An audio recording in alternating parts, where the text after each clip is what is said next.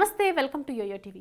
రాజకీయాలంటేనే అవసరాల ఆధారంగానే రాజకీయాలు నడుస్తాయి. రాజకీయ పార్టీలు సేవ చేసే మఠాలు కాదు కాబట్టి పార్టీ ప్రయోజనాలకు అనుగుణంగానే అడుగులు వేస్తాయి. ప్రస్తుత కాంగ్రెస్ పార్టీ ఇదే పనిలో ఉందా? అందుకే షర్మిల రాజకీయ భవిష్యత్తు డోలాయమానంలో పడిందా? నెమ్మదిగా కాంగ్రెస్ పార్టీ ఆమెను పక్కన పెట్టేయాలని భావిస్తుందా? లేదా షర్మిల అలా భయపడుతున్నారా? తనకంటే తన అన్న జగన్ను పార్టీలోకి తీసుకుంటేనే బెటర్ అని కాంగ్రెస్ హైకమాండ్ సంకేతాలు ఇస్తోందని షర్మిల భావిస్తున్నారా? అంటే ఇటీవలి కాలంలో ఆమె చేస్తున్న ప్రకటనలు మాటలు వింటే అవునని అనిపిస్తోంది.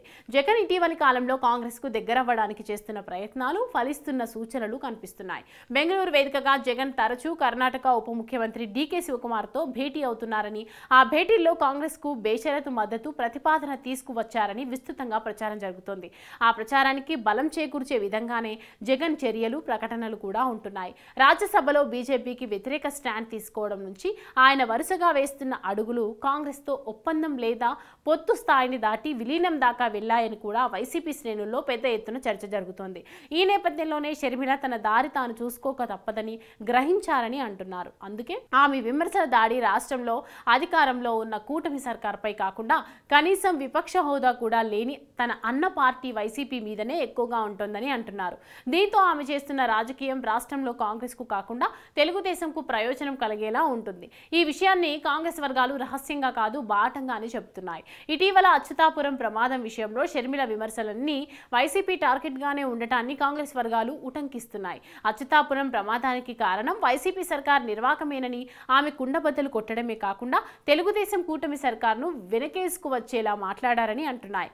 అచ్యుతాపురం ప్రమాదం విషయంలో అధికార తెలుగుదేశం, ప్రతిపక్ష వైసీపీ పరస్పర ఆరోపణలు చేసుకుంటున్నాయి. తమ ప్రభుత్వం వచ్చి 2 నెలలే అయ్యింది.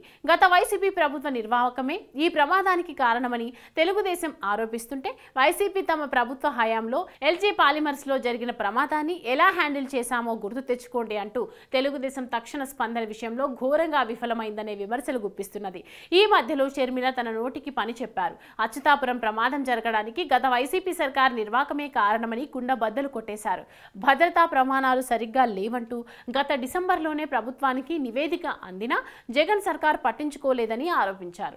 ఆమె మాటలు నిస్సందేహంగా తెలుగుదేశం కూటమి సర్కారుకు మద్దతుగా అనుకూలంగా ఉన్నాయి. షర్మిల తీసుకున్న ఈ స్టాండ్ రాష్ట్రంలో కాంగ్రెస్ బలోపేతం కావడానికి ఏ మేరకు దోహదపడుతుందో తెలియదు కానీ తెలుగుదేశం కూటమి ప్రభుత్వానికి మాత్రం గట్టి రక్షణ కవచంగా ఉపయోగపడుతోంది. ఇక్కడే షర్మిల అడుగులు తెలుగుదేశం వైపుగా పడుతున్నాయా అన్న సందేహాలు రాజకీయ వర్గాలలో వ్యక్తమవుతున్నాయి.